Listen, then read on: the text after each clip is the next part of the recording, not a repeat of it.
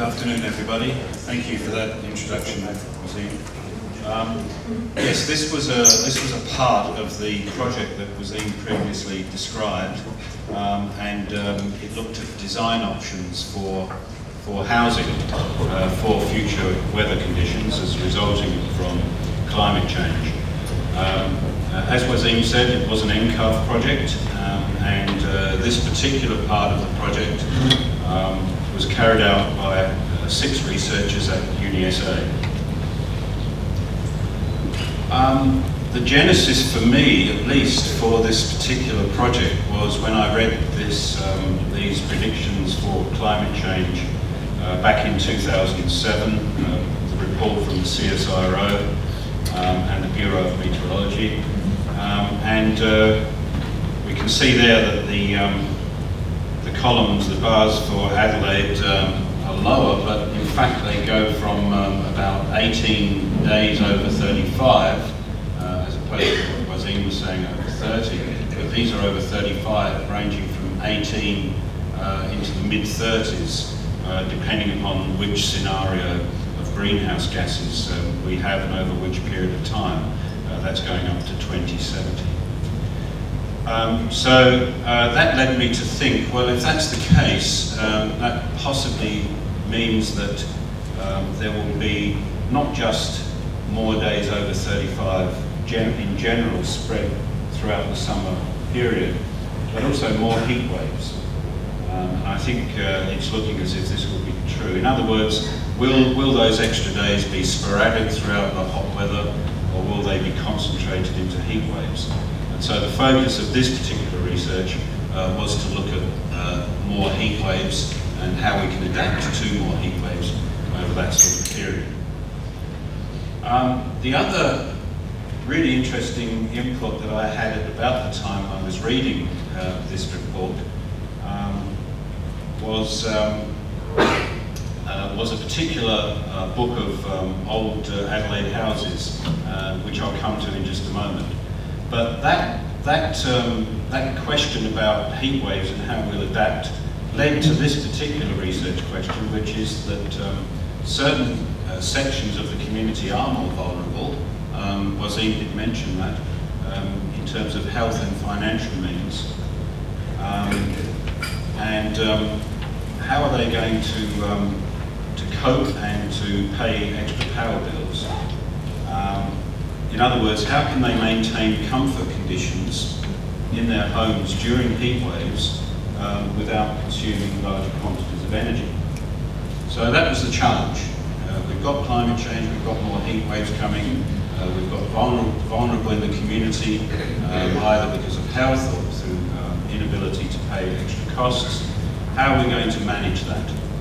And as I say, the second thing that I was looking at about the time I was thinking about this was this particular image, which is from Stefan Bakusa's book. It's a house in Unley in about 1850. The interesting thing about this particular image is up on the right-hand side. You possibly can't read it, but it actually calls it the summer room, and it's the basement. And of course, this was the way this particular family coped with heat waves during the summer without air conditioning. And probably looking at the grandeur of the house, they probably had to maintain a certain standard of clothing for their position in society, and weren't going around in thongs and shorts and t-shirts. So their problem was doubly worse than what ours might be in the current heat waves. I'm not suggesting you all go home and start digging basements, but what it did lead to was the concept of cool retreats, and that was what this particular part of the project was all about.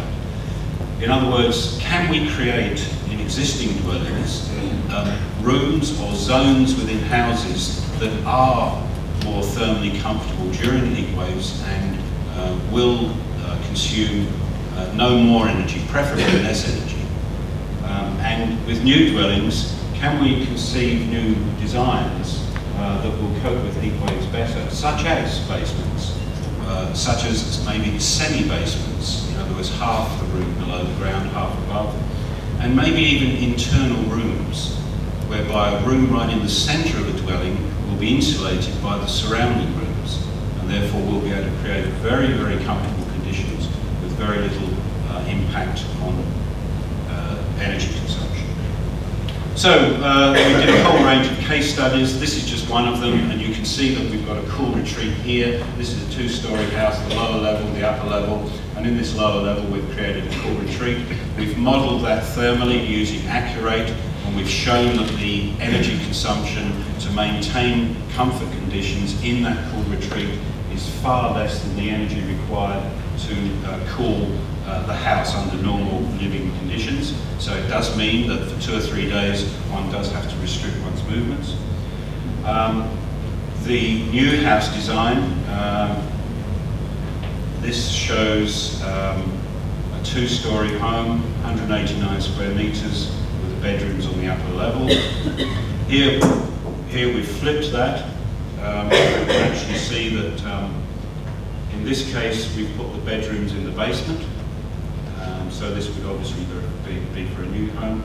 And if we then start looking at some of the energy consumption, for instance, with this design, case study 2, which is the last slide, we can see that whether it's looking at the cooling consumed during the heat wave, remember this has been thermally modelled using some software, using data from the 2009 Adelaide 4-day heat wave, whether you look at the total energy or whether you're looking at the energy per square metre, or even if you're looking at the peak demand, you can see that by utilising the cool retreats, and in the second case this of course was the basement, we can get much, much lower energy consumption and yet still maintain comfort conditions during those relatively short periods of time. I guess the idea is not new. People confine themselves to one part of the house with an air conditioner. If you applied that more nationally, there are some very, very big genuine savings to make, and this can be very beneficial, as I say, to the more vulnerable in society. And that concludes my presentation.